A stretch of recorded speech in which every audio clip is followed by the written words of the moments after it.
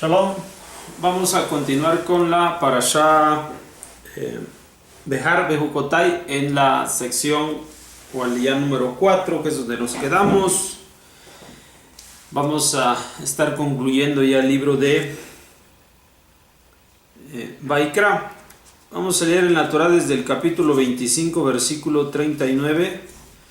Vamos a terminar con las porciones de la parashá de Behar y empezamos de inmediato con Bejucotai. Leemos en la Torah. Cuando se empobreciere tu hermano contigo y se vendiere a ti, no le harás trabajar como un esclavo. Como un jornalero o un residente estará contigo, hasta el año del Yobel te servirá. Entonces saldrá de tu poder él y sus hijos consigo y volverá a su familia, y a la posesión de sus padres retornará.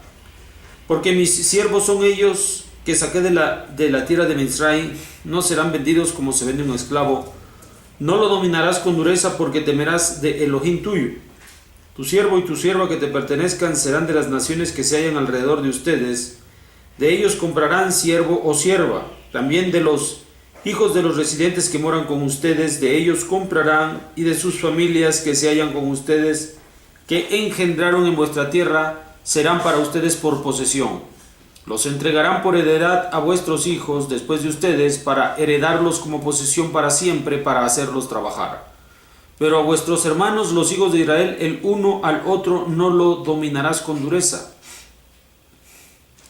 Si se enriqueciere el peregrino o el residente que está contigo, y se empobreciere tu hermano que está contigo, y se vendiere al peregrino residente contigo, o a alguno de origen de una familia extranjera, después de que fue vendido, derecho a rescate tendrá él. Alguno de sus hermanos lo rescatará, o su tío o el hijo de su tío lo rescatará, o alguno de los demás cercanos a su familia lo rescatará, o si alcanzare su mano, se autorrescatará. Entonces calculará con el que lo compró desde el año que se vendió a el año hasta el año del Yobel, y será la plata de su venta según la cuenta de los años. Como los días de un jornalero se lo considerará. Si faltare muchos años, conforme a ellos devolverá para su rescate de la plata de su venta, y si pocos años quedasen hasta el año del Yobel, se le reconsiderará. De acuerdo con los años devolverá para su rescate.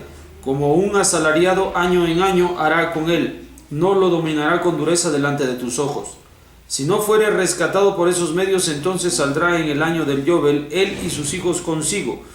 Porque para mí los hijos de Israel son siervos, mis siervos son ellos, que los he sacado de Eretz Mitzrayim, Ani Adonai Elohim. Bien, en esta primera parte de la parashá Behar, seguimos hablando acerca del año Yobel y algunas leyes que se extienden a partir de este año, que tomamos en cuenta que es después de 7 años Shemitot, el siguiente, el 50º, es el año Yobel. Ahora, en este año se volverá la tierra a sus dueños originales, es decir, a las familias aquellas a las que se les repartió la tierra,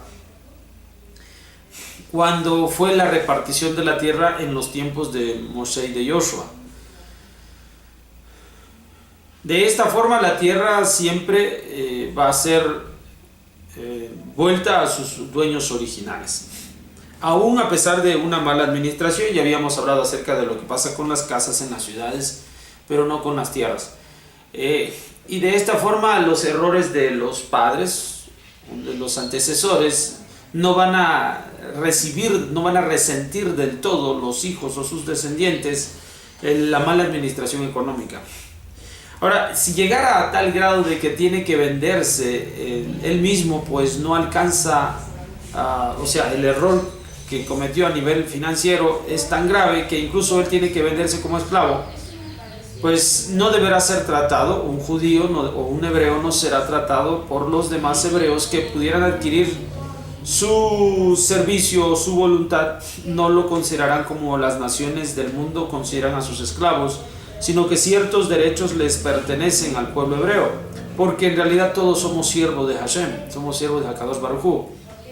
Ahora, si su esclavitud no fuera a la de este siervo hebreo, la de este hombre hebreo, si su esclavitud no fuera para con alguno del pueblo de Israel, sino que más bien fuera con un residente o un extranjero que está en la tierra de Israel, y él se va a quedar con los servicios del hebreo, entonces se va a buscar a través de la ley que se pueda redimir anticipadamente al que va a ser para siervo, que se pueda redimir a través de sus parientes. En caso de que no sea así, entonces deberá esperar el tiempo oportuno en que alguno pueda cubrir la cuota, o sus propios bienes puedan cubrir la cuota en la cual está adeudando.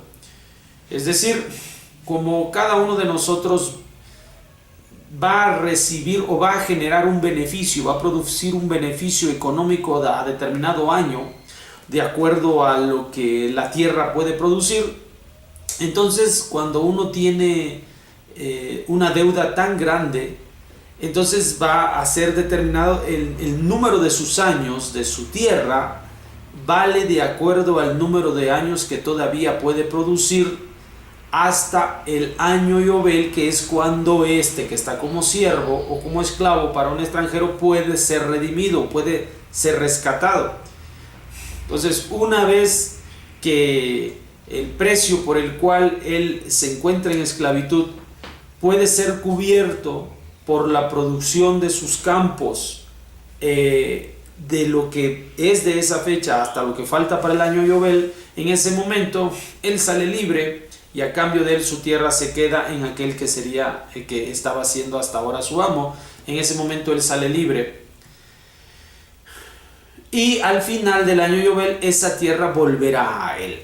O sea, otra vez, de esta forma, de acuerdo a lo que la Torah menciona y dice, la cuestión económica en Israel se va a manejar siempre de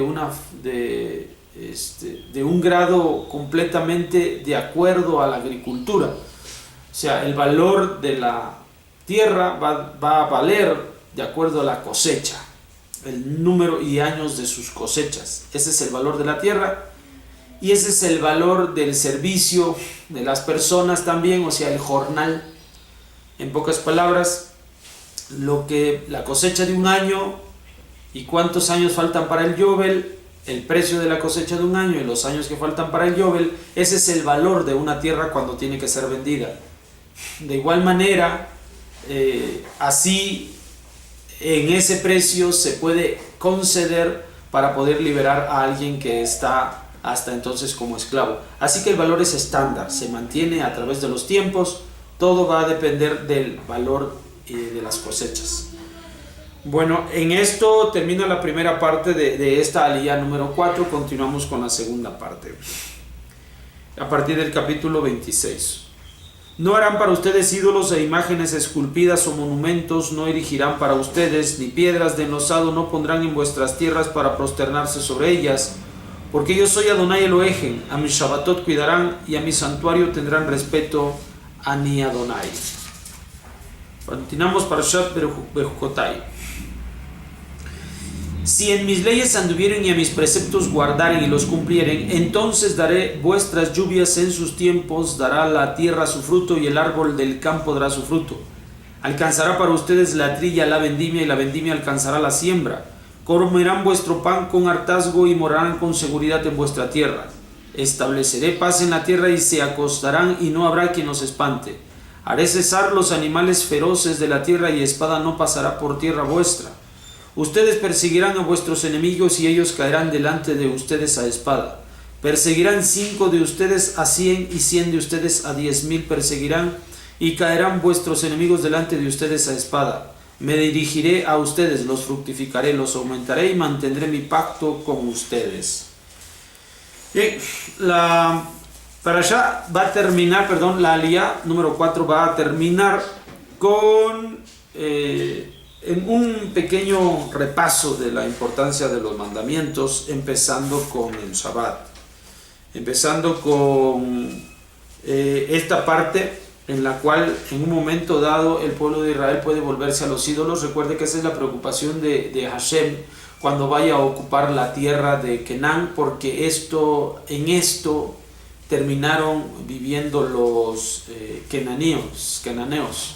Entonces, por esta razón, Hashem va a hablar sobre el año Shemitah, va a hablar sobre el año Yobel y volverá a caer en los conceptos estos de la idolatría, de los cuales debemos tener cuidado, que protegerá al pueblo de Israel de la idolatría. La Torah menciona perfectamente, lo harán los Shabbatot y el santuario. O sea que el Shabbat y el santuario, el Mishkan, son los lugares que nosotros tenemos para ser protegidos por la práctica que se realiza en ellos dentro del Shabbat y dentro del Mishkan. Esa es la razón de por qué nosotros vamos a poder ser protegidos de vivir en idolatría.